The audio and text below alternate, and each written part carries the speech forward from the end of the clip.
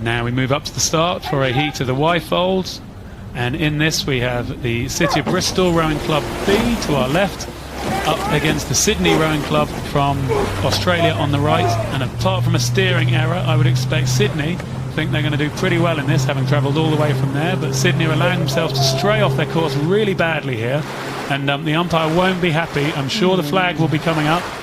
It's Gwyn Batten, and this is going to be a big call, because push Bristol right over. Well, Bristol have had to make a huge correction, and it was Sydney's fault that they did that. Bristol now on those buoys. Bristol have made the correction to come back, but it's Sydney that's causing them to have this problem. Sydney really should not be letting this happen. A few shouts from the Bristol boat there, it looked like. Yeah, Sydney really should not have caused that situation. They want a quiet race. They've come all the way from Sydney. They don't want to put any question marks in the umpire's mind, Gwyn Batten, and they've done that with that bad bit of steering. I'll be very interested to see how this race ends up panning out. That's when the job comes hard for the umpire. How do they make the calls? And there are tough calls here at Henley because the course is really tricky. So we're going to go to the live shot. We're coming up past Forley, halfway through the course, and well, the City of Bristol Rowing Club B have done a fantastic job hanging right into this one. There was me thinking the crews come from Sydney and they'd be able to dominate this race, but I was absolutely wrong on that one. City of Bristol B really hanging right in there. They've kept Gwyn Batten working the whole way down the course. He's got a flag out again, warning the crew there from Sydney Rowing Club. They have to get back on their station. Of course, the boat's steered by someone with a rudder attached to their foot. It's not easy, but they need to do better than this. Well, that's pretty impressive work from the City of Bristol B crew, bearing in mind. So that's a really strong performance all round for their crew and their club. Yeah, absolutely. I mean, fantastic performance. Just looking here about the crew from Bristol. Patrick Wright in the 3 seat. He only took up rowing at University of Birmingham Rowing Club 4 years ago. A highlight in his career was making the final of the Champs Quad at the Bucks last year. Here they are at Henley, taking on this crew from Sydney, Australia, and they're leading them coming up towards the enclosures. Well, this is one for the books. I would really put my money on Sydney for this race, but wow, these boys in City of Bristol have taken it to them. Both of them had steering issues down the whole of the course. They can hold it together now for the last few hundred metres. They could be some very happy chaps.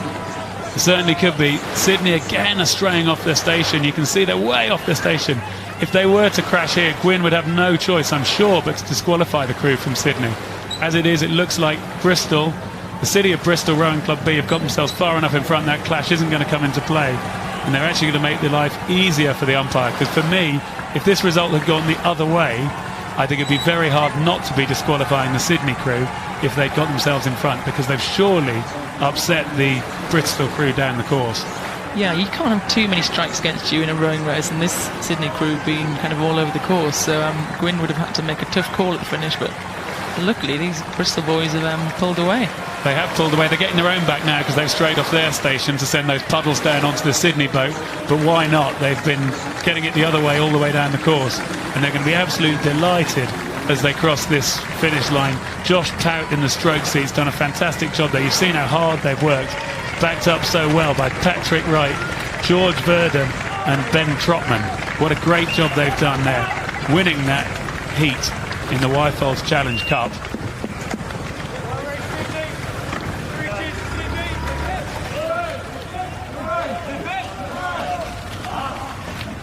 They know they've had a pretty tough workout, but what a race that was in the first morning of Henley to see that one. And we see Gwyn Batten there putting the flag down, happy she didn't have to make any calls on her debut umpiring here at Henley. Breathe a sigh of relief after that one. So there's the confirmation, a win for the City of Bristol Rowing Club B in the Wyfolds over Sydney Rowing Club, and you can see the pain on the Sydney crew there.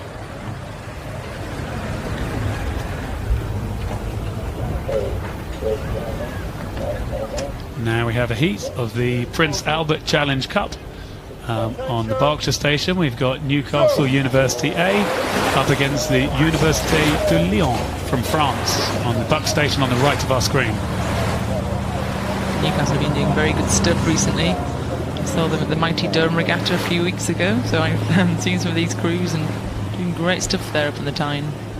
You'll have to tell me more about the University of Durham Regatta. Perhaps further down the course we see these coxed fours coming up through the top of the island, and it's pretty neck and neck as we see the Université de Lyon hanging right in there. And well, it's neck and neck, isn't it? Yeah, this is tight. This is where you want to keep throwing everything in the kitchen sink in, stay in touch. I think Newcastle has slightly edged it there, maybe a third of a length at the moment, coming to the end of the island. Yeah, it looks like the Newcastle crew have settled into a pace there, trying to keep the length and power going down. The three of the crew, the silver medalists in the championship coxed fours at the Bucks Regatta, where Newcastle University have been doing so well in the Bucks Championships, and we see they're doing well in this race. We move on here further down the course, coming up towards the halfway mark, just passing Forley there, and see the University of Newcastle A have stepped up to a pretty solid lead.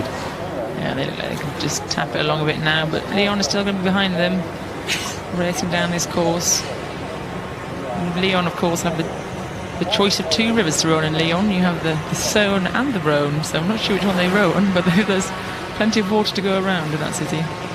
Jess, that's fantastic knowledge. I thought I was only going to be